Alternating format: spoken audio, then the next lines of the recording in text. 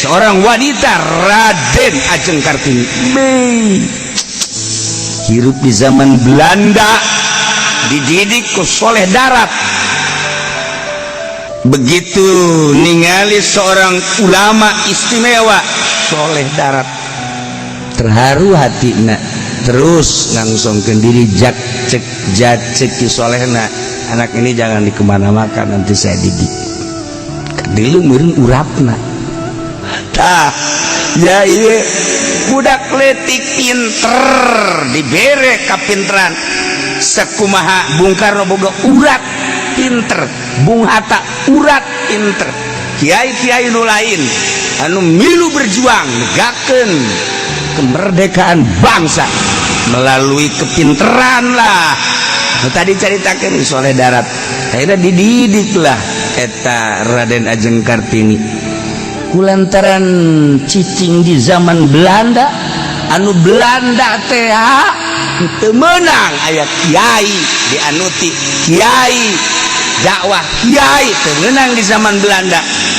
Maka ala kadar ruang riung ge diamati ku Belanda. Jeung teu meunang be nyin tafsir Quran boleh dibaca, teu meunang ditafsiran make bahasa Arab, Inggris, Belanda, bahasa Jawa, bahasa Indonesia teu meunang. Maka ke soleh darat nyin tafsir melalui tulisan pigeon peajeon kuari mah sabun pigeon pegon make tulisan eta.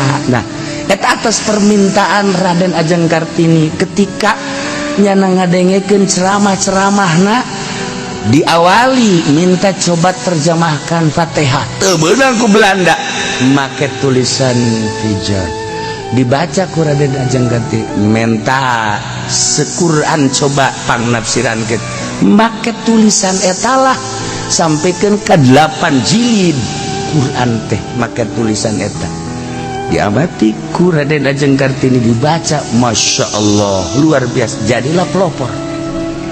Eta teh murid ki soleh darat, seorang wanita. Wah lamun lain dieusi batina moal bisa katurut ku masyarakat, sebab naon sakecap nyata make bahasa Al-Qur'an.